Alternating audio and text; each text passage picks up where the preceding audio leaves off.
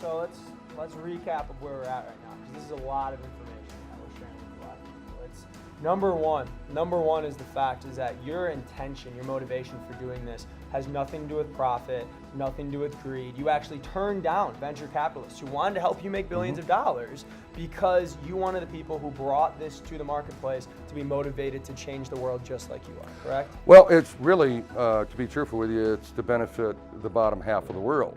Right. You know, which right now is you young people, unless a few of you are like billionaires or something, I don't know if you are or not. You look like you could be with that handsome smile of yours, but more than likely we're all in the same shoes. And actually, what's so ridiculous is 90% of the people in the world are in the same shoes we're in.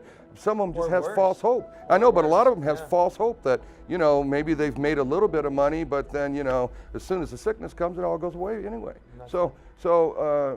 Yeah, we're all in the same shoes. I don't know why we don't join together. That's it. So that's your intention. You know, you went out there, you sacrificed 8 years of your life. You know, you Hey, I also had fun money. a lot of the time. You had fun, but Let's it was not kid a lot of ourselves. work. Sleeping Bear Dunes and Glen Arbor is not a place to be sad. That is very true. You were in a beautiful location while putting in this work, but you put in a lot of sweat equity, a lot of time, a lot of sacrifice. Then it came to you.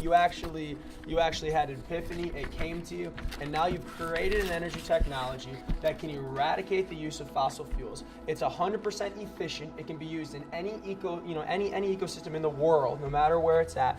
It is more effective than any technology that we have right now. It will cut the cost of energy for the average person by a significant margin, and it is 100% eco-friendly, and it won't hurt the environment at all. Right. And on top of that, you want to take the profits from it, and you want to take the majority of the profits and put it in a nonprofit to help the middle class and help progress society. Things like the desalination of water, and there are millions of people that are dying every day because of this. And that's what this can do right now. So what I want to talk about now is let's talk about what this will do for the job market. Because right now in the world, obviously, people need money, you know, and unarguably money is the most important commodity that we have. It determines the food we eat, the clothes we wear, the places you can go to. And it's not that people they don't want jobs, it's just that they're not available. So talk about how when we start implementing this, the infrastructure that's going to need to be created, I'm assuming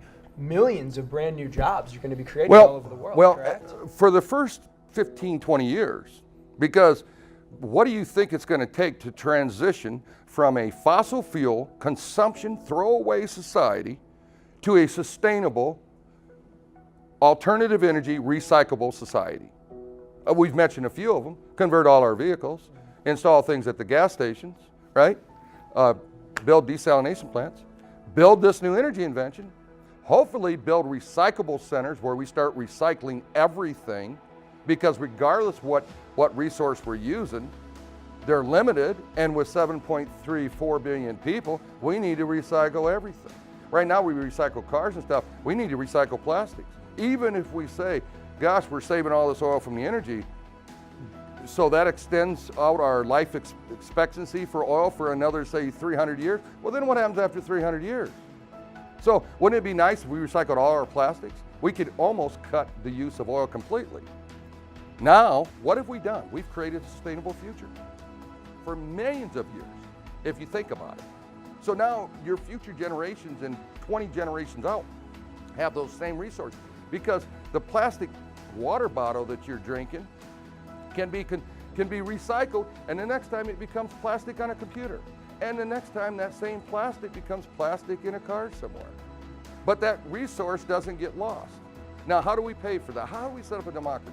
The people that build the product, okay, pay a recycle fee for the country it's recycled in, right? That's a very democratic, capitalist and principled way to do that. So the cost of that product is not only the product, but it's to recycle it so that the next product can be made. So that's a nice way to distribute that cost. All the things that we're discussing here, we can create a capitalistic approach to it, but we need to make sure our priorities are straight now. We have actors making, you know, worth $800 million for God knows what reason. It wasn't in when I was a kid. You know, they made a little more extra money, but we didn't have, you know, just this special people, these special people, and all the rest of us almost like slaves compared to them. Tom Hanks worth $800 million. I like his movies, but I just don't know about the $800 million. You know what I mean? If it was 50 million or 20 million, that might, be all excited, but 800 million, I don't think so. A baseball player paid, $100 million. It didn't happen a while back, not that many years ago. But today, we've gone crazy. These are the priorities, okay?